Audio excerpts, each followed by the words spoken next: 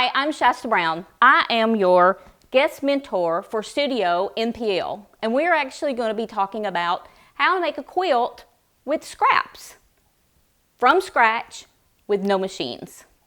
So the first thing that you want to do is just if you have some extra fabric, doesn't matter what color, any combination that you want. And then you're going to take these scraps of fabric and you're going to cut them in squares, triangles, all different shapes. But for today, we're going to keep it really simple. So we're going to do squares. You're going to cut your squares in 3 inches, 4 inches, whatever your fabric allows. And then you're going to put them together in a pattern similar to this. You're going to have a white and a blue. You're going to alternate the colors so that you have a nice pattern. And this particular pattern is actually called a 9 patch because there are 9 pieces to this particular pattern. And then once you get those cut, you're going to start sewing them together. You're going to end up with something similar to this.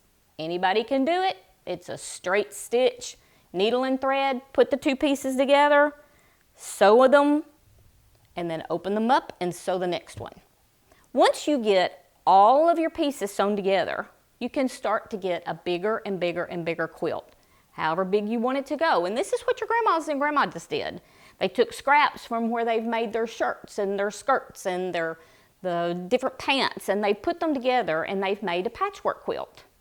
Once you get all of the pieces together, you're going to have a larger piece, something similar to this.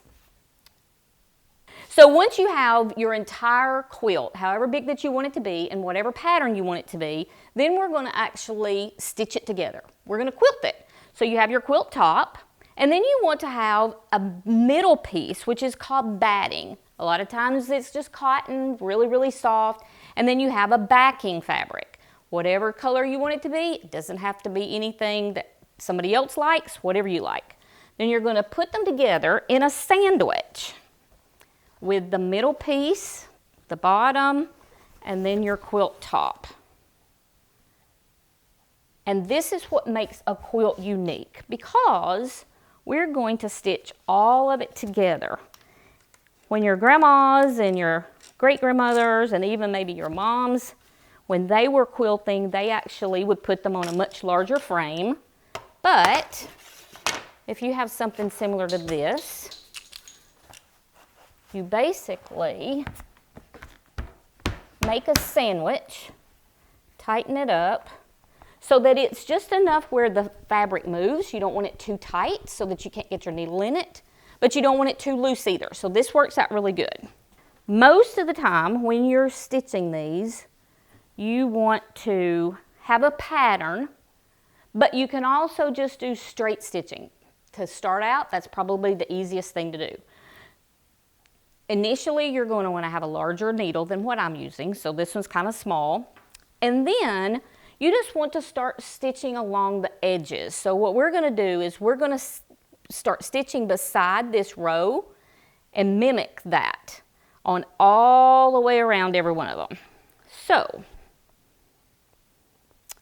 we're going to put our thread in. We're going to pop it through the bottom. I'm going to sit down here.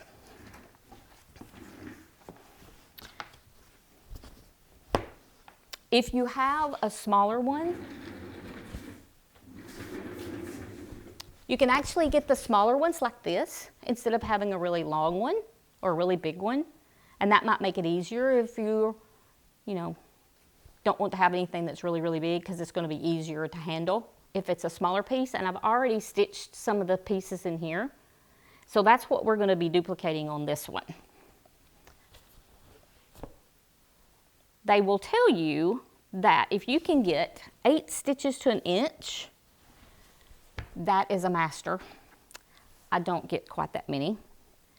And so we just start stitching up and down.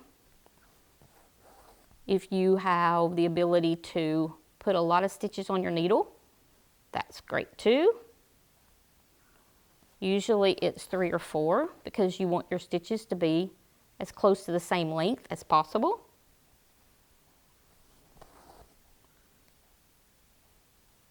And you can also draw designs if you wanted to have something different than a straight line. And then you just work through the entire quilt, block by block, and that's it.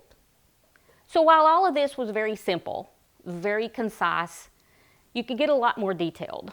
The quilt that's in front of me is a quilt that was done by hand.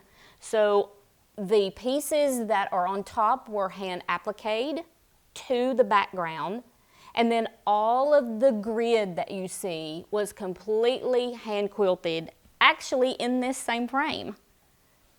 It took a long time, it's very tedious, you have to mark your grids so that you get everything really straight, but basically it was nothing but time, hands, and threads.